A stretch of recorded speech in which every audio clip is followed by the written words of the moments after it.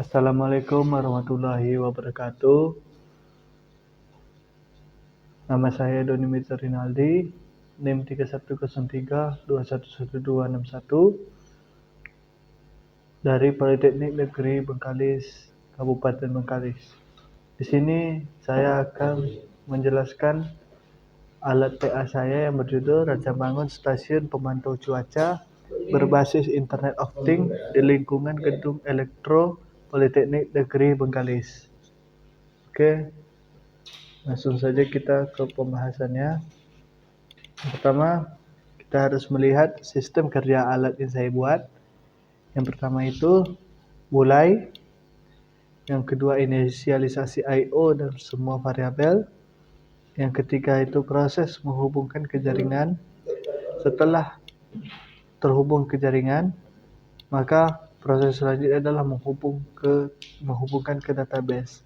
Setelah database terhubung, maka proses selanjutnya adalah baca sensor yang ada 6 anemometer, point wave, DHT22, tipping, bucket, BH1750, dan BMP280. Setelah data dibaca, maka data disimpan ke masing-masing variabel dan data yang ada di variabel akan dikirimkan ke database. Setelah data terkirim, maka aplikasi mengambil data yang berada dari database untuk ditampilkan ke aplikasi. Dan setelah proses ini berjalan lancar, maka Arduino akan membaca ulang lagi baca sensor setiap 20 detik sekali setiap harinya. Oke, lanjut ke alat-alat yang saya gunakan di sini. Itu pertama, karena ini di luar ruangan dan jauh dari supply, maka menggunakan panel surya. Dan ada solar charge controller. Selanjutnya itu adalah Arduino, yang mana Arduino itu saya supply 12 volt dari solar charge controller. Dan ini adalah gate sensor yang saya gunakan. Yang pertama Y direction, yang kedua anemometer, ketiga DHT22, keempat tipping bucket sensor, kelima BMP280, keenam BH1750. Dan pada anemometer menggunakan ADS1115 untuk memperpanjang step bit yang ada dari Arduino yang 10 bit menjadi 16 bit. Dari solar charge controller, tegangannya diambil ke buck converter dan diturunkan ke 5,1 volt agar sesuai dengan tegangan kerja SIM800L. SIM800L berfungsi untuk mengirimkan data ke database. Data dari Arduino mengirim ke database menggunakan SIM800L. Setelah data SIM800L terkirim ke internet, maka aplikasi akan ditampilkan pada Android TV Box. Selanjutnya itu adalah wiring alat secara keseluruhan alat yang saya buat. Yang pertama, wind direction. Wind direction ini untuk tegangan supply-nya adalah 12 volt dan keluarannya adalah 5 volt. Keluaran wind direction ini akan dibaca oleh Arduino. Setiap perubahan arah angin, maka tegangan keluarannya juga akan berubah dan itu akan dikonversikan Arduino. Yang selanjutnya itu adalah tipping bucket sensor. Ini tegangan kerjanya 5 volt, yang mana tipping bucket sensor ini memiliki 3 kabel, data, VCC, dan ground. Data dimasukkan ke pin 2 karena tipping bucket sensor adalah tipe sensor yang memerlukan proses interrupt. Cara kerja tipping bucket sensor ini, dia akan men-tipping atau men-tip satu kali saat ember yang ada di dalam tipping bucketnya sudah penuh. Maka Satu kali dia tipping itu bernilai 0,7 mm per sekon. Dan setiap tipping akan dikalikan dengan 0,7 sehingga mendapatkan intensitas curah hujan pada hari itu. Selanjutnya itu adalah anemometer. Anemometer sama dengan wind direction, memerlukan tegangan kerja 12 volt dan keluarannya 5 volt. Oleh karena keluaran anemometer ini bervariasi dan susah untuk dibaca Arduino, yang mana Arduino memiliki ADC-nya cuma 10 bit, maka saya menambahkan ADS 1115 untuk menambah bit ADC-nya yang dari 10 bit menjadi 16 bit. VCC dan ground anemometer disambung ke VCC dan groundnya wind direction untuk dimasukkan ke solar charge controller, langsung mengambil tegangan 12 volt. Keluaran anemometer itu masuk ke A2 dari ADS 1115. ADS 1115 berkomunikasi dengan Arduino menggunakan two wire connection, yaitu I2C, SCL, SDA. Selanjutnya itu adalah sensor DHT. Sensor DHT dua-dua juga memiliki tiga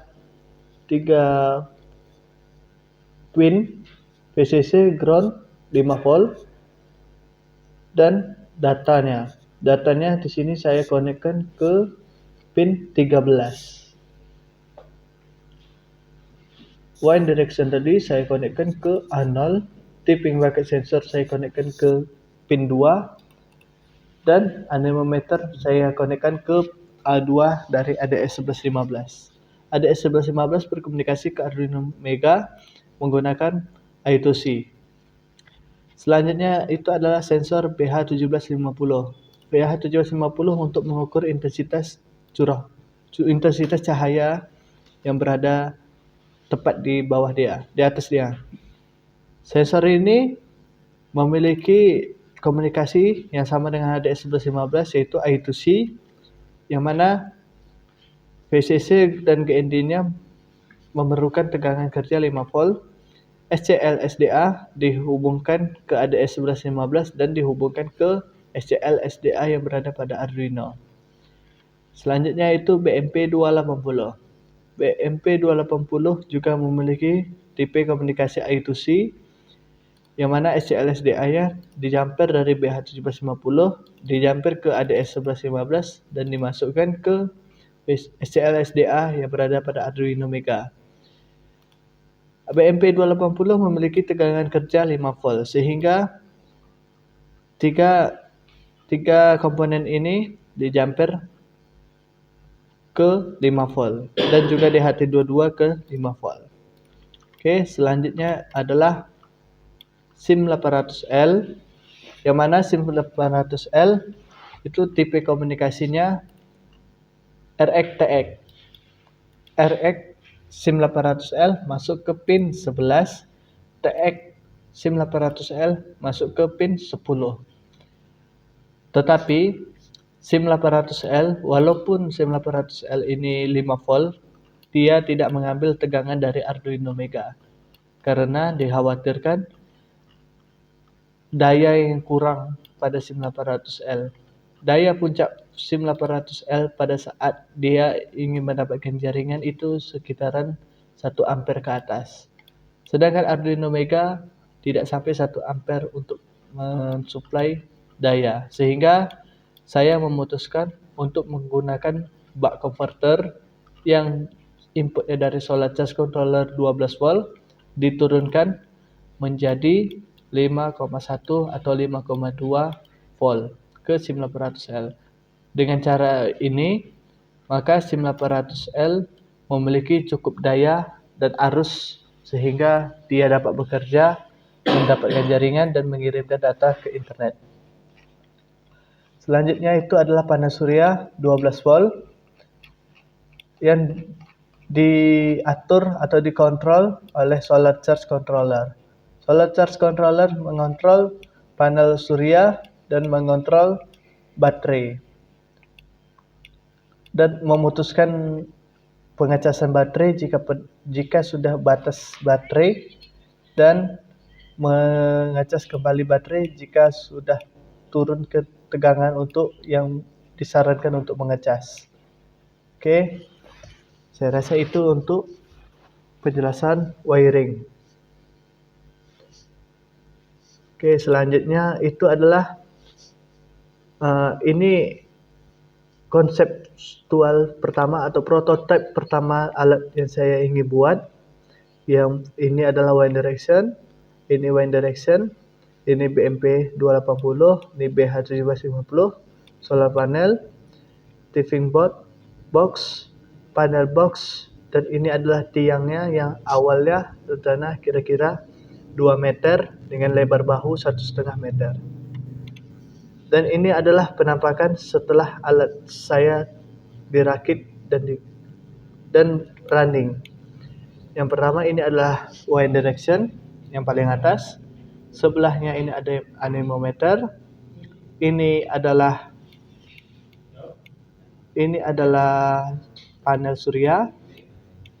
Ini adalah sensor tipping box. Di belakangnya ada sensor DHT 22 dan sensor BMP 280 serta sensor BH1750, dan ini adalah panel box ya.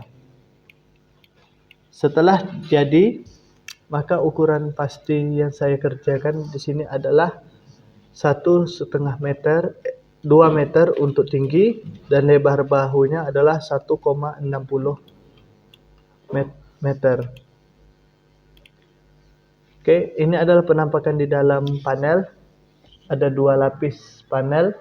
Lapisan pertama itu adalah Arduino, dan ini adalah inputan sensor dari sensor-sensor yang berada di luar tadi.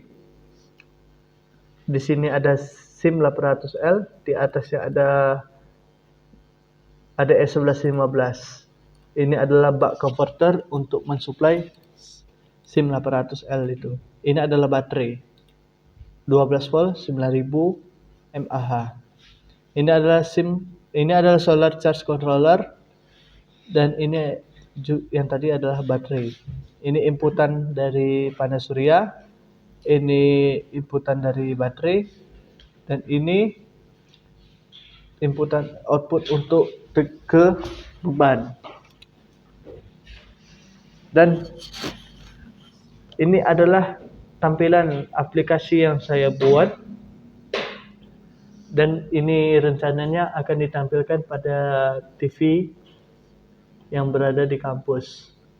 Di sini ada 7 kotak pemberi informasi. Yang pertama intensitas cahaya, yang kedua kelembaban, ketiga kecepatan angin, keempat arah angin, kelima tekanan angin, keenam intensitas hujan, dan ketujuh itu adalah suhu. Di sini adalah hari, di sini jam, tanggal, dan ini adalah pengenalan apa itu aplikasi ini. Di sini ada tulisan highlight cuaca saat ini, dan di bawahnya adalah waktu kapan terakhir diupdate. Di sini tertulis 7 Agustus 2024 jam 14.08:03. Ini akan update setiap ada data baru yang diupdate pada 7 kotak ini. Update yang dikerjakan itu adalah 20 detik sekali, dengan rata-rata waktu pengiriman sekali pengirim data itu adalah 10 detik sekali. Oke. Itu adalah tampilan aplikasi yang saya buat sekilas. Aplikasi yang saya buat beserta wiring dan gambar aslinya. Oke, kita berlanjut ke codingan. Pada codingan, saya menggunakan sekitaran 8 library. Yang pertama itu library TinyGSM Client yang saya dapat dari link ini. Yang kedua itu adalah library Arduino HTTP client.h. Yang ketiga adalah library I2C yaitu wire.h. Yang selanjutnya adalah library Adafruit PMP 280.h. Selanjutnya adalah library untuk sensor BH1750. Selanjutnya adalah library untuk ADS 1115. Selanjutnya adalah library untuk SIM800L yaitu software serial, karena SIM800L berkomunikasi secara software serial. Dan yang terakhir adalah library DHT.h. Ini adalah definisi pin yang saya gunakan. Yang pertama adalah DHT, pin DHT, itu saya gunakan pin 13 pada Arduino Mega. Oh ya, saya perlu memberikan alasan kenapa saya menggunakan Arduino Mega. Karena pada saat pengerjaan pernah saya menggunakan STM32 F103C8T6 pada microcontroller STM32 ini hanya bisa sampai baca data dan menampilkan. Saya baca literatur yang ada, STM32 tidak memiliki software serial, atau literasi saya masih kurang tentang software serial pada STM32, sehingga saya tidak bisa mengintegrasikan antara SIM800L dengan STM32. Selanjutnya saya beralih ke Arduino Nano. Pada Arduino Nano saya mengalami kesulitan bukan pada SIM800L, karena SIM800L sudah bisa berkomunikasi dengan Arduino Nano. Hanya saja saya kekurangan RAM yang ada pada Arduino Nano, di mana RAM Arduino Nano hanya 2 KB saja. Dan apa yang terjadi pada saat saya menggunakan Arduino Nano yaitu adalah saya mendapatkan kadang-kadang Arduino Nano-nya nge-stuck di tengah-tengah looping dan tidak bisa mengerjakan apa-apa lagi. Dia hanya stuck dan diam. Saya restart kembali, dia mengerjakan looping ulang dan kadang-kadang dia nge-stuck lagi. Saya berkeputusan itu adalah kekurangan RAM atau penyimpanan yang ada pada Arduino Nano. Setelah saya beralih ke Arduino Mega, masalah yang tadi sudah bisa diatasi dan Arduino Mega dapat berkomunikasi langsung pada SIM800L tanpa ada masalah sedikit pun. Saya baca-baca literatur, Arduino Mega memiliki RAM lebih besar daripada Arduino Nano, yaitu RAM-nya adalah 8 KB. Maka saya berkesimpulan Arduino Nano tidak bisa menghandle program yang saya gunakan saat ini. Oke, lanjut ke sini definisi pin yang ada pada alat saya. DHT tadi adalah pin 13 dengan tipenya DHT22. Rain sensor ini adalah tipping bucket. Saya gunakan pin 2 karena pin 2 adalah salah satu pin interrupt yang berada pada Arduino Mega. Selanjutnya itu wind direction, saya gunakan pin A0. Ini adalah initializer untuk DHT, untuk BH1750, BMP 280, Adafruit ADS 1115 dan software serial SIM800, yang mana ini RX-nya Arduino bertemu dengan TX-nya SIM800 dan ini TX Arduino bertemu dengan RX-nya SIM800. Di sini adalah variabel untuk menyimpan data yang akan dikirimkan ke Firebase. Ini adalah link Firebase yang saya buat, dan ini adalah database secretnya yang punyanya link ini. Ini adalah path data yang saya gunakan, yaitu data, dan ini adalah SSL port yang saya gunakan yaitu 443. Selanjutnya ini adalah variabel char untuk APN, yaitu saya menggunakan kartu Telkomsel biasa, yang mana kartu Telkomsel itu memiliki APN-nya itu adalah internet, usernya kosong, dan passnya kosong. Oke, selanjutnya ini adalah variabel voltage, yang mana saya isi dengan 0,0. Ini adalah float untuk temperatur, humidity, pressure, dan lux. Ini adalah float untuk tip, konstanta tip yaitu 0,70, dan ini adalah float untuk total tipnya, dan ini adalah integer untuk jumlah tip, berapa kali dia tip. Maka dia akan membaca dan disimpan ke variabel ini. Selanjutnya itu adalah string direction, dan ini adalah variabel flag untuk tip. Saya menggunakan milis untuk menghitung 20 detik sekali. Previous milisnya saya buat 0, intervalnya saya buat 20.000 milisecond atau 20 detik. Previous milis 2 ini tidak saya gunakan, dan ini adalah integer untuk sensor wind direction.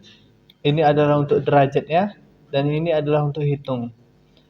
Dan ini adalah float untuk kecepatan angin, dan ini dalam kilometer, yang mana saya tidak menggunakan wind speed kilometer ini, saya menggunakan millisecond. Selanjutnya ini adalah initializer untuk Tiny GSM, yaitu modem, namanya modem dengan jenisnya SIM800. Ini adalah untuk keperluan penyambungan ke internet oleh SIM800L. Oke, beralih ke void setup. Pada void setup saya menggunakan serial monitor, yang mana baud rate-nya adalah 9600. SIM800 juga saya menggunakan baud rate 9600. Selanjutnya ini adalah fungsi untuk memulai DHT. Ini adalah fungsi untuk memulai I2C. Fungsi untuk memulai BH1750. Ini adalah fungsi untuk BMP untuk memulai. Ini adalah setting BMP, fungsi yang saya buat sendiri, dan nanti akan saya tunjukkan di bawah. Ini adalah penjelasan jenis pinnya, yang mana pin 2 yang tadi range sensor itu saya gunakan input pull up, dan ini LED built-in-nya saya buat output walaupun tidak saya gunakan. Yang ini adalah wind direction, saya buat input. Dan ini adalah fungsi interrupt yang saya bilang tadi. Digital pin to interrupt range sensor pin 2 menjalankan perintah interrupt range dengan triggernya itu adalah change. Artinya saat dia berubah dari low ke high atau saat dia berubah dari high ke low. Oke. Karena prinsip kerja range sensor ini tadi adalah tip, maka saya menggunakan change karena dia bisa saja saat jadi high dan bisa saja dia saat jadi low. Maka saya menggunakan trigger change. Selanjutnya ini ada saya membuat LED built-in ini untuk mati. Sebenarnya saya menggunakan ini untuk menampilkan bahwa range sensor telah tip sekali, 2 kali, ataupun beberapa kali. Tetapi untuk penggunaan secara langsung saya tidak menggunakan LED built-in lagi. Selanjutnya ini adalah penggunaan fungsi untuk memulai ADS dengan delay saya kasih 1000 atau 1 detik. Selanjutnya ini adalah serial print, yang mana saya menuliskan initializing modem, string modem info itu adalah saya dapatkan dari modem get modem info, perintah untuk mendapatkan jenis modem. Lalu di print ke serial, itu modem sama dengan modem info. Dan ini adalah respon timeout-nya yang mana saya buat 10 detik. Apabila lebih dari 10 detik maka Arduino mengenali bahwa SIM800L sudah respon, timeout-nya sudah habis, sudah timeout. Ini adalah perintah untuk SIM800L terhubung ke jaringan GPRS, yang mana jika tidak terhubung APN user dan pas tadi, maka serial print akan menampilkan tulisan GPRS connection failed. Tetapi jika terhubung maka serial monitornya menampilkan GPRS connected. Setelah setup, maka kita lanjut ke void loop. Void loop yang paling pertama saya kerjakan adalah menyimpan variabel total ini, di mana variabel total ini saya dapatkan dari jumlah tip dikali 0,7 tadi, atau konstanta untuk sekali tip itu berapa. Dan ini adalah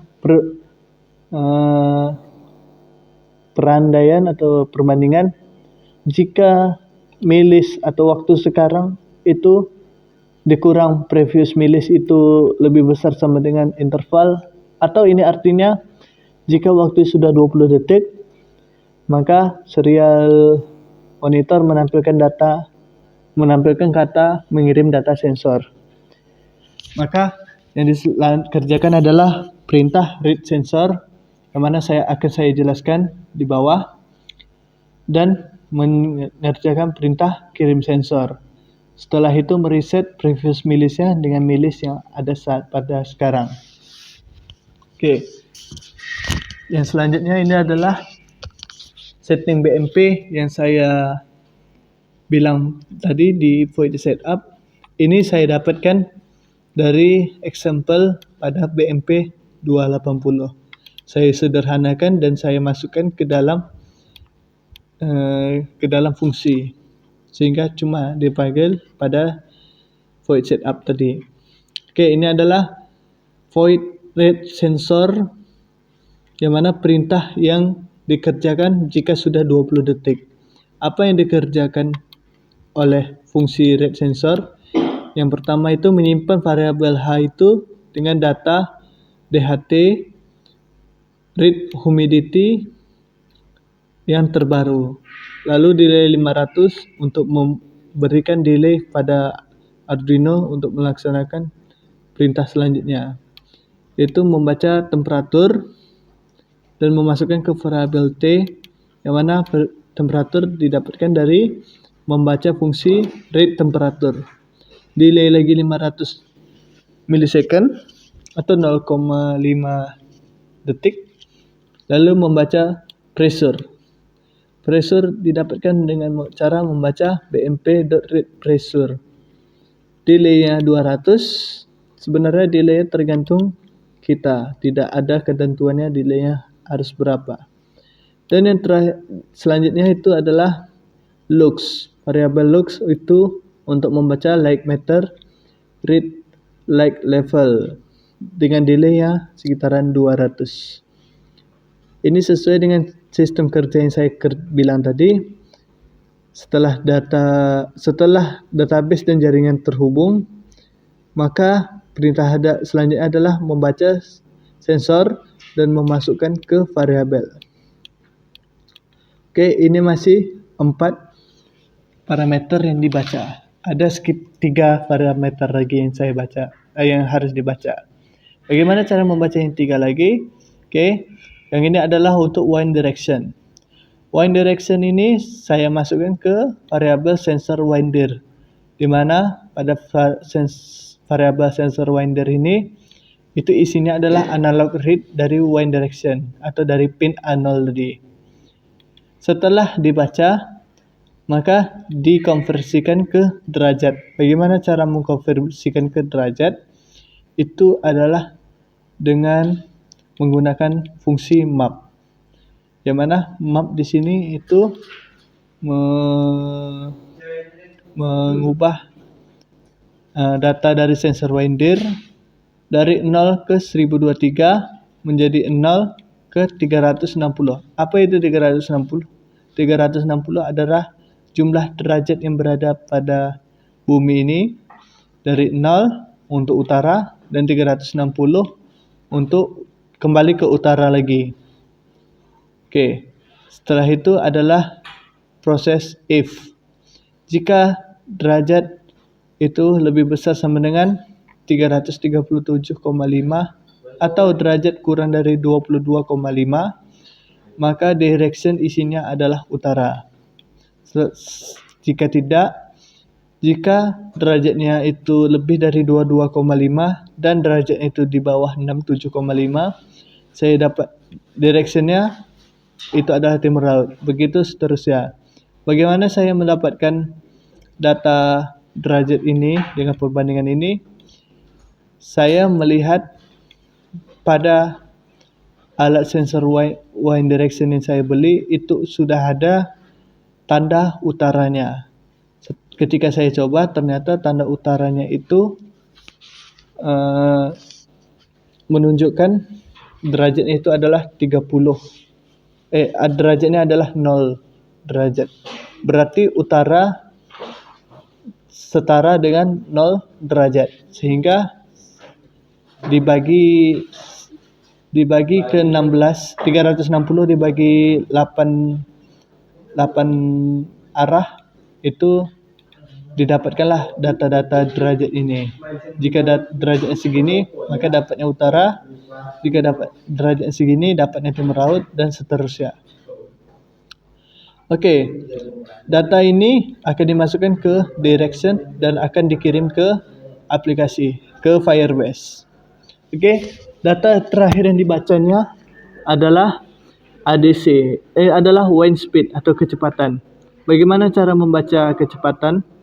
Itu adalah menggunakan variabel ADC2, yang mana ADC2 ini isinya adalah perintah untuk membaca ADC pada pin A2 di ADS.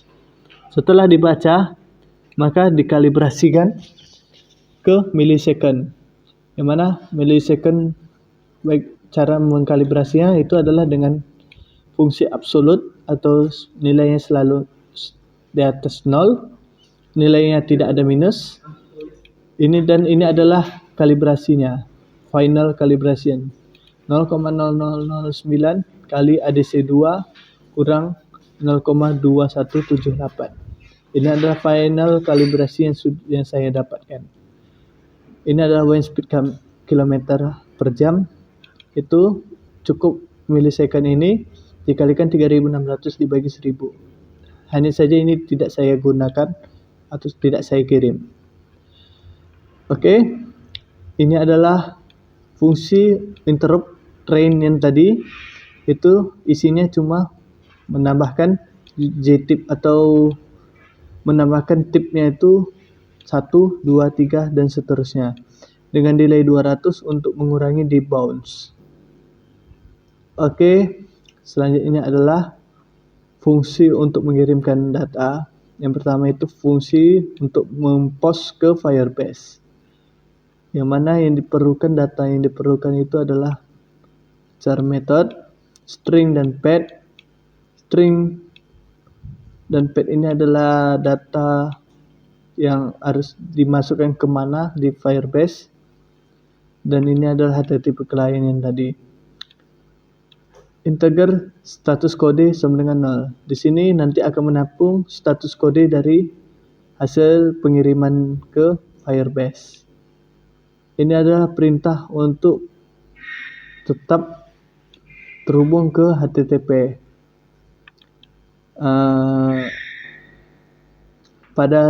Pada tahap ini, maka ini akan menampilkan ke serial monitor.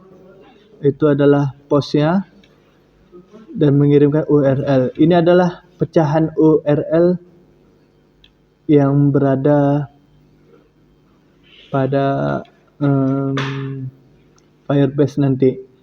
Ini jika path yang saya isikan di atas tadi itu adalah cuma yang ini saya isikan tadi, ini cuma garis miring, maka URL-nya cuma menambahkan garis miring. Tetapi jika path-nya itu saya isi, tadi kan saya isi data, maka URL-nya itu ditambahkan data plus titik JSON. Sehingga URL aslinya nanti jadinya ini tanda tanya out yang ini authentication nih, yang ini tadi database secret ini, terus ditambah dengan Firebase out in tadi tuh, sehingga nanti akan nampak data yang dikirimkan ke Firebase melalui serial monitor. Dan selanjutnya serial monitor akan menampilkan data apa saja yang dikirimkan ke serial monitor. Ini variabel data akan dikerjakan pada fungsi yang tadi. Oke, selanjutnya itu adalah fungsi untuk mengirimkan data tadi, yang mana memerlukan URL. Content type-nya di sini adalah application.json, dan yang dikirimkan adalah data. Ini dengan metode put. Oke. Setelah itu menangkap respon status code-nya itu ke variabel status code. Setelah ditangkap, maka akan ditampilkan status code, yang mana jika berhasil terkirim, maka status code yang ditampilkan adalah 200. Jika berbeda dari 200, maka ada banyak kemungkinan. Bisa jadi status code 400 misalnya, itu datanya sudah dipindahkan, atau 404 itu linknya tidak ditemukan, dan berbagai macam status code yang lainnya. Itu bisa dicari ke internet, status code pada HTTP. Itu artinya apa? Nanti respon yang didapatkan oleh Arduino itu akan ditampilkan ke serial print juga. Jadi jika status code-nya lebih dari 200, maka respon yang ditampilkan adalah respon dari angka itu. Misalnya 404 tadi, maka responnya yang ditampilkan itu adalah not found. Begitu. Setelah ini, selanjutnya jika HTTP itu tidak connect, maka yang dikerjakan itu adalah menstop HTTP dan menampilkan ke serial itu adalah tulisan HTTP post disconnected. Oke. Masih ingat tadi saya bilang ini adalah serial print data. Data yang dikirim di sini akan diolah di fungsi kirim sensor. Yang mana fungsi kirim sensor itu adalah ini cuma mengerjakan dan memastikan atau mengecek apakah GPRS-nya sudah connect atau belum ke internet. Jika sudah, maka yang dikerjakan adalah yang di bawahnya. Ini HTTP client.connect itu adalah Firebase host dengan SSL port tadi yang saya tampilkan paling atas tadi. Firebase host dan SSL portnya adalah 443. Oke. Jika HTTP client connected-nya tidak berhasil, maka hal yang ditampilkan adalah serial.println itu adalah HTTP not connect, dan menstop atau men-shutdown HTTP, koneksi HTTP tadi. Jika tidak, maka serial menampilkan tulisan HTTP connect dan mengirimkan string data data yang saya bilang di sini tadi. Apa saja string data yang dikirimkan? Itu yang pertama data temperatur. Temperatur sama dengan string T. Ini untuk memasukkan ke Firebase tadi, dan ini nilai yang dimasukkan. Jadi ini adalah K, ini adalah value. Seperti tipikal JSON pada umumnya, ada K, ada value. Yang kedua, data yang dimasukkan adalah humidity untuk K-nya, dan value-nya adalah ini, string H.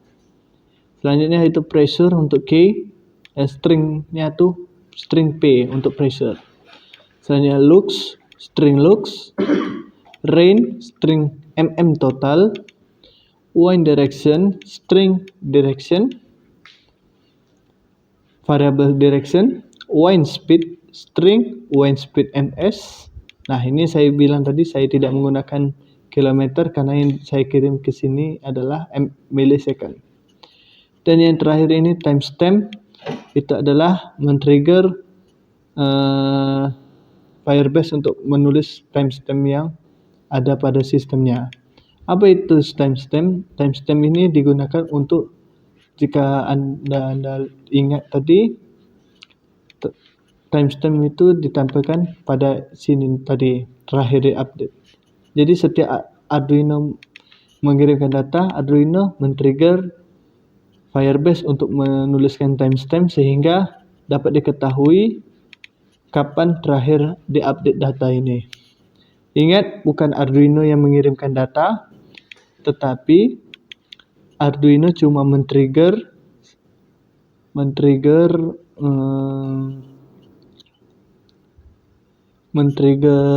Firebase untuk menuliskan waktu kapan data ini diupdate.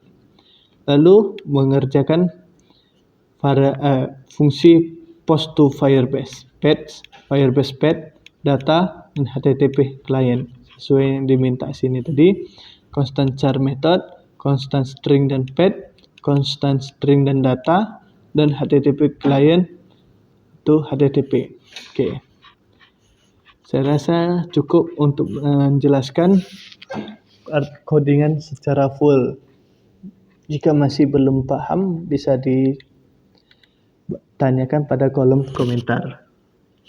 Oke, selanjutnya itu kita beralih ke database terlebih dahulu.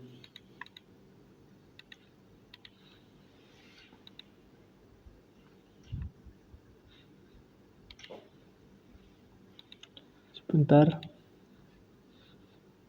internetnya terputus. Oke, di sini saya menggunakan Firebase Console, yang mana database yang saya gunakan itu bernama zip-tuple sesuai dengan aplikasi yang saya buat tadi. Oke, ini adalah penampakan real-time database-nya. Ini link database yang saya bilang tadi, dan ini adalah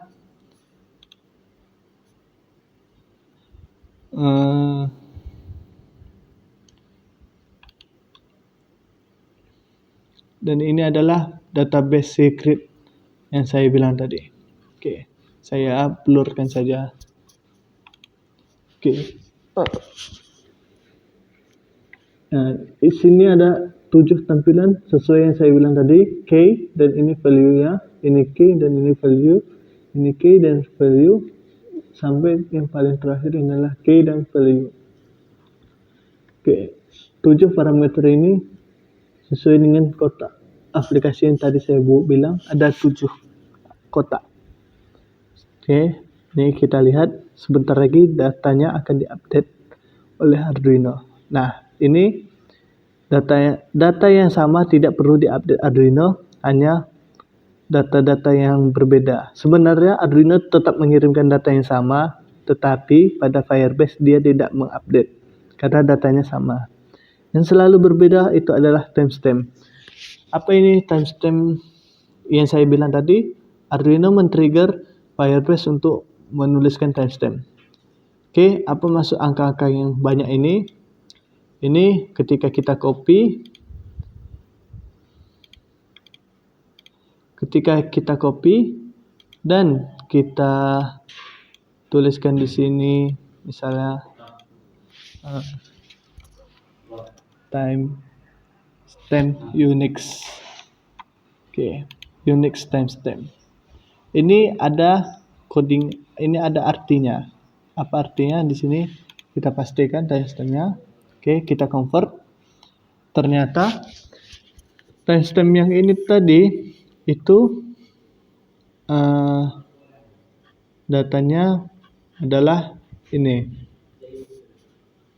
untuk jam 22:47:32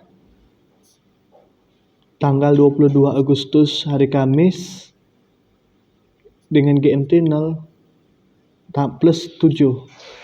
Ini adalah timestampnya. Setiap detik jalan dari Januari tanggal 1 tahun 1970 waktu UTC. Ini jamnya sekarang jam 10 malam. Nah, 7 data ini akan disimpan sementara oleh real-time database. Kenapa saya bilang sementara?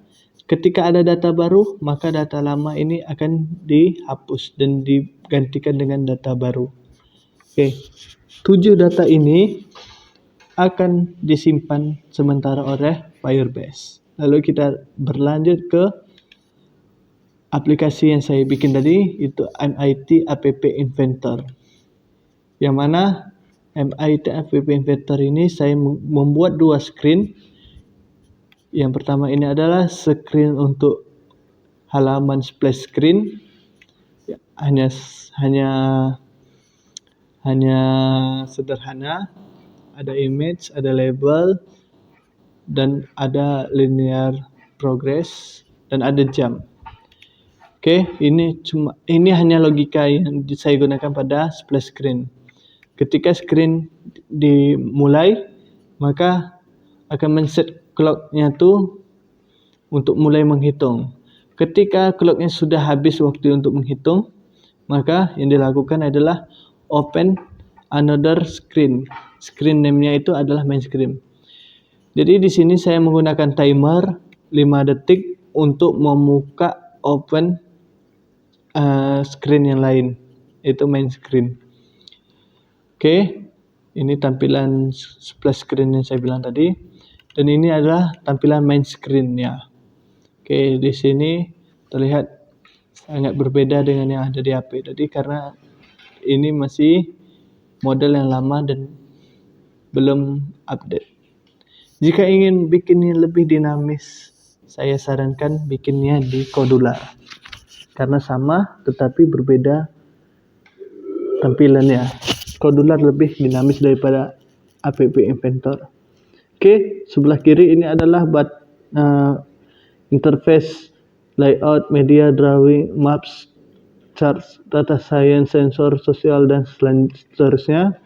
Ini adalah hal-hal yang kita perlukan untuk menampilkan visual pada aplikasi yang kita bikin. Yang di tengah ini adalah tampilan aplikasinya yang kita bikin. Di sini adalah seperti lapisan-lapisan jika pernah bermain pada Photoshop atau apa. Ini adalah lapisan-lapisannya, tingkatan-tingkatan pada aplikasi ini. Untuk membuat satu kotak ini, kita memerlukan horizontal arrangement yang paling besar, paling terluar terlebih dahulu. Lalu kita bikin horizontal arrangement untuk setengah bagian-bagian yang lainnya. Lalu ini vertical arrangement untuk menampilkan gambar nantinya. Nah, ini adalah gambar logonya. Ini label yang ini label ini, dan label ini. Ini adalah untuk hari, ini untuk jam, ini untuk tanggal. Kenapa saya bikin NA? Karena nanti ini akan dikerjakan oleh blocks logika-logika yang saya jelaskan nantinya. Oke, ini adalah tadi highlight cuaca saat ini. Terakhir update-nya masih NA karena nanti akan dikerjakan oleh Blocks. Oke, ini ada sekitaran 5 kotak. Sebenarnya ada 2 lagi tapi tertutup. Oke, apa yang saya ubah-ubah di sini itu adalah yang ini. Yang layernya intensitas, layernya kelembaban, layernya kecepatan angin, layernya arah angin, layernya tekanan angin, dan seterusnya. Ada 2 layer lagi. Ini yang saya ubah. Yang lain itu adalah statis, tidak berubah-ubah. Yang dinamis cuma yang saya sebutkan tadi. Oke, ini non-visible komponen yang saya gunakan. Non-visible berarti tidak nampak tapi berfungsi. Yang pertama adalah jam. Yang kedua ini adalah extension Collins Tree Slideshow. Ini untuk men-slideshow nanti saya tampilkan. Oke, ini adalah selanjutnya ini adalah untuk extension Firebase. Ini extension Simple Chart tidak saya gunakan. Ini extension jam, yang ini jam 1, jam 2, ini nanti ada fungsinya masing-masing. Ini tidak saya gunakan. Ini notifikasi apabila kita tidak terhubung ke internet. Dan ini ada extension untuk mengecek apakah kita terhubung ke internet atau tidak. Oke, media. Media di sini adalah media yang saya gunakan. Oke, ini misalnya media pertama itu adalah gambar ini. Media kedua itu adalah gambar ini. Media ketiga itu gambar ini. Untuk saat ini saya menggunakan 6 gambar. Hanya saja saya bikinnya itu tidak bisa dirubah-ubah. Kalau ingin berubah, maka harus membuild aplikasinya ulang. Untuk kemudian pengembangan selanjutnya bisa saja gambarnya bisa diubah-ubah. Oke, di gambar-gambarnya sekarang. Oke. Selanjutnya ini langsung saja kita ke blok pada aplikasi ini. Nah, kalau dilihat lumayan banyak logika-logika yang saya kerjakan di sini. Kita mulai satu persatu pembahasannya. Oke, kita mulai ke yang ini terlebih dahulu. Hari, tanggal, hari, jam, dan tanggal. Oke, di sini ini adalah logika yang saya gunakan. Yang mana pertama saya menginisialisasi global hari itu, listnya itu Minggu, Senin, Selasa, Rabu, Kamis, Jumat, Sabtu. Mulai dari Minggu dan berakhir dari Sabtu. Dan menginisialis global jam itu ke 0, variabel menit itu ke 0, variabel detik itu ke 0, variabel durasi itu ke 0. Oke. Ini kegunaan clock 1 tadi yang saya bilang. Clock 1 itu intervalnya setiap 1 detik sekali. Artinya dia setiap 1 detik sekali dia mengerjakan hal yang ada di dalam ini. Apa yang dikerjakannya? Ketika 1 detik sekali, men-set tanggal titik teks itu dari memanggil fungsi clock tadi dengan format date, yang mana instannya itu ada atau trigger itu dari clock 1.0, dan pattern atau tampilan yang diinginkan itu day berarti 2 harinya tuh angka, M besar itu harinya bulannya, bukan angka tapi tulisan, dan Y itu berarti tahun. Untuk pattern lebih jelasnya itu bisa ke dokumentasi pada MIT App Inventor. Oke. Yang kemudian itu adalah set hari, titik teks hari yang saya bilang tadi, yang ini variabel hari, label hari kita setnya di sini. Hari titik teks. Oke, ini labelnya. Apa yang mau kita set itu adalah teks atau isi dari label hari ini. Bagaimana cara men-setnya? Yaitu disetkan ke men-select item list yang ini tadi satu minggu ini, dan indeksnya itu didapatkan dengan cara memanggil fungsi clock 1 weekday, dan instannya itu dari atau trigger itu dari clock 1.no. Oke. Selanjutnya itu get global jump. Global jump itu memanggil fungsi clock 1.hour, triggernya dari clock 1.no. Selanjutnya men-set global menit ke clock 1.minute, instannya itu dari clock 1.0 sama dengan detik. Nah, ini adalah if else-nya. Jika get global jump itu sama dengan 0, maka menambahkan set global jump itu menambahkan angka 0 lagi. Artinya ketika jam itu sudah menempati angka 24 itu atau mendapati angka 0, maka itu men-set global jam itu ke 0 lagi. Jika tidak, maka men-set global jam itu ke global jam. Oke. Selanjutnya itu if get global jam kurang dari 10, artinya angka dari 0, 1, 2, 3, 4, 5, 6, 7, 8, 9 itu kan satu angka, maka menambahkan angka 0 di depannya sehingga jadinya 01, 02, 03, 04, 05 sampai 09.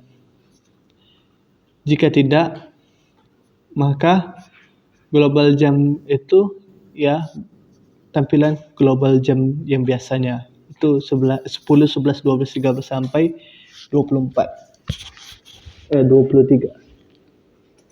Oke, selanjutnya itu jika global menitnya itu kurang dari 10, menambahkan angka 0 di depan. Jika tidak, tetap pada global menit yang didapatkan tadi.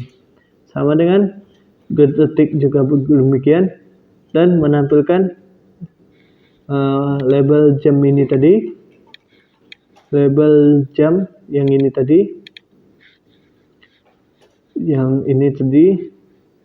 isinya diubah menjadi join. Join ini adalah fungsi untuk menggabungkan beberapa variabel sehingga menjadi satu tampilan saja. Join get global jam dikasih spasi titik 2 spasi atau pembatasnya seperti tampilan jam pada umumnya. Lalu get global menit spasi titik spasi, dan yang terakhir adalah get global detik, sehingga tampilan akhirnya akan seperti ini: 14 spasi titik spasi 08 spasi titik spasi 06. Oke. Selanjutnya pada pembahasan jam sudah selesai, jam, hari, tanggal sudah selesai, maka kita bahas yang penting di sini. Oke, kita bahas bagian ini, slideshow. Slideshow itu didapatkan dengan memasukkan extension Colin 3 slideshow yang saya dapatkan dari internet. Caranya, ketika main screen-nya baru memulai, maka memanggil Colin 3 slideshow-nya itu dan memasukkan slideshow ini ke horizontal scroll arrangement. Yang mana itu? Yang saya tunjuk tadi. Ini horizontal scroll arrangement. Jadi slideshow-nya itu berada pada horizontal scroll arrangement yang ini. Oke. Nah, kita selanjutnya men-set vertical arrangement yang bawahnya ini. Vertical arrangementnya itu kita set seperti horizontal scroll arrangement panjang sesuai dengan panjangnya horizontal scroll arrangement dan sesuai lebarnya horizontal scroll arrangement. Oke. Ini kita men-set Koolin Tree Slideshow atau kita men-set apa yang kita set Koolin Tree Slideshow yang kita set itu adalah timer intervalnya itu menjadi 30.000 atau 30 detik. Artinya setiap 30 detik sekali dia akan men-slideshow atau memindahkan gambar. Oke. For each ini adalah fungsi untuk menampilkan dari 1 ke 6 satu-satu. Artinya dia cuma lompat 1 bukan lompat 2 atau 3. Artinya 1, 2, 3, 4, 5 dan 6. Oke, apa yang dilakukan itu adalah memanggil fungsi Koolin Tree Slideshow, meng-add foto. Path-nya itu adalah didapatkan dari join get number .jpg. Oke, get number itu ini dari yang 1, 2, 3, 4, 5, 6 dengan extension itu yang ditetapkan itu adalah jpg. Oke, selesai sudah kita membahas tentang slideshow.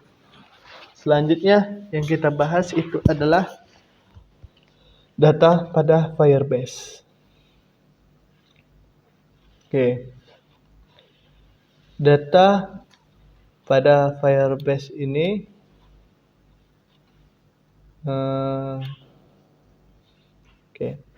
data pada Firebase itu ada 3 kondisi. Yang pertama pada memulai, screen-nya memulai. Yang kedua pada Firebase itu mendapatkan value atau nilai.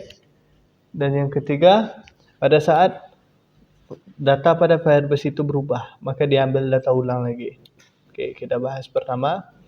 Pada saat main screen-nya memulai, sesudah slideshow yang tadi kita bahas, itu kita memanggil 7 variabel, 8 dengan timestamp. 8 variabel yang kita panggil. Itu key-nya humidity, key-nya lux, key-nya pressure, dan sampai key-nya timestamp. Oke. Kita mengambil value terakhir yang berada pada Firebase. Oke. Setelah kita mengambil data Firebase, setelah mendapatkan datanya, lakukan ini. Jika yang didapatkan tag-nya itu humidity, maka kita set kelembaban isi dari label kelembaban itu ke get value dari humidity ini, dari key-nya humidity. Oke, selanjutnya begitu juga jika yang kita dapat tag-nya itu adalah lux, maka kita set label intensitasnya ke get value dari key-nya lux. Seterusnya sampai ke wind speed. Sedikit berbeda untuk timestamp, yang mana timestamp ini memerlukan sedikit logika untuk merubah dari angka yang saya tunjukkan tadi menjadi angka tanggal yang sebenarnya. Yang mana setelah mendapatkan tag timestamp, lalu memasukkan ke global waktu update yang ini tadi. Saya initialize global waktu update-nya ini, yang mana global waktu update itu memanggil fungsi clock1 format date time.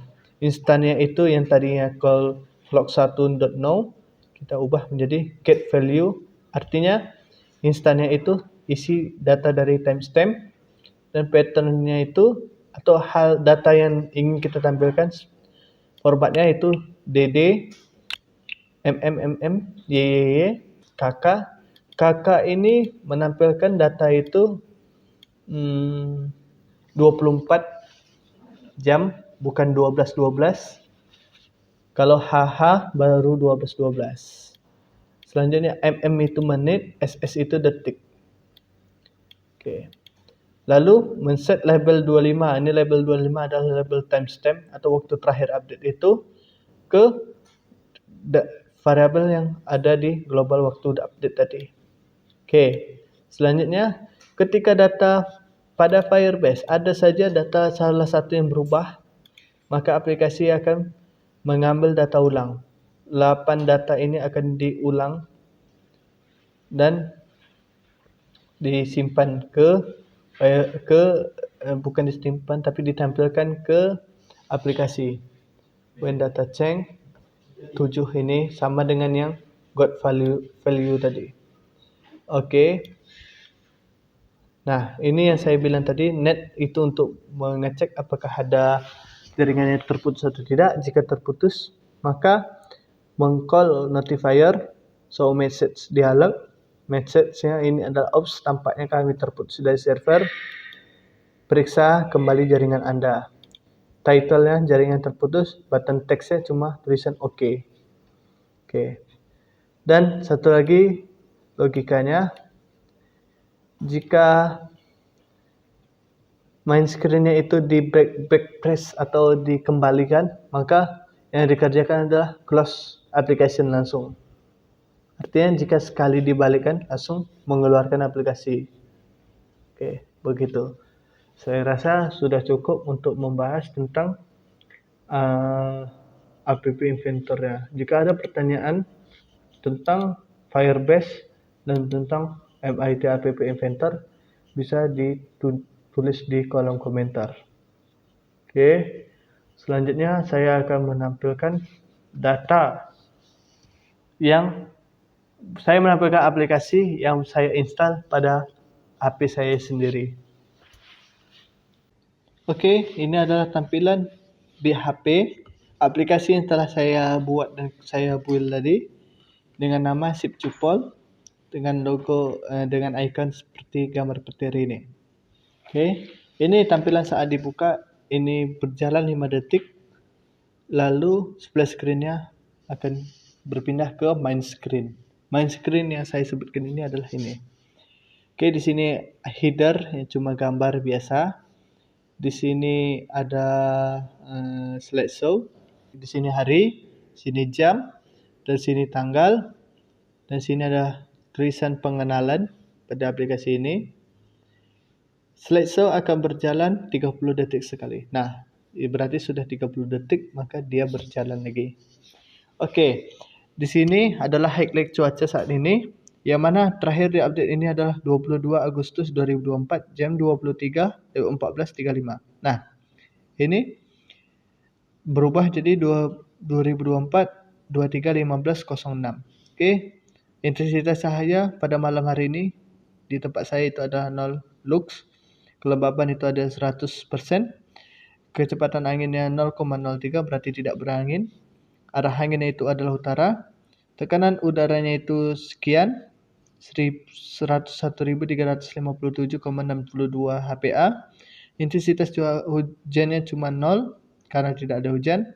Dan suhunya adalah 27 derajat Celcius. Nah, dia tadi barusan mengupdate ulang lagi aplikasi. Ini akan mengupdate terus menerus setiap 20 detik sekali yang berada dari Firebase tadi saya sebutkan. Oke, selanjutnya mungkin saya akan menampilkan video pas perekaman saya di alat yang saya letakkan di Politeknik Negeri Bengkalis ini. Oke, ini adalah alat yang saya buat untuk saat ini. Seperti yang saya bilang, di sini ada wind direction. Di sini ada panel surya, ada anemometer, ada tipping bucket, dan ayo ke sini. Ini frame-nya di dalamnya ada sensor DHT22 dan di sini ada sensor BH1750 dan BMP280. Ini adalah panel yang mana di dalam panel ini yang paling terdepan ini adalah solar charge controller dan di bagian belakang itu ada Arduino, ada SIM800L, ada ADS 1115 dan juga konektor menuju sensor, dan juga ini adalah buck converter serta baterai. Oke, sekianlah saya deskripsikan tentang ini, dan sampai sini video tutorial yang saya buat. Saya akhiri. Assalamualaikum warahmatullahi wabarakatuh.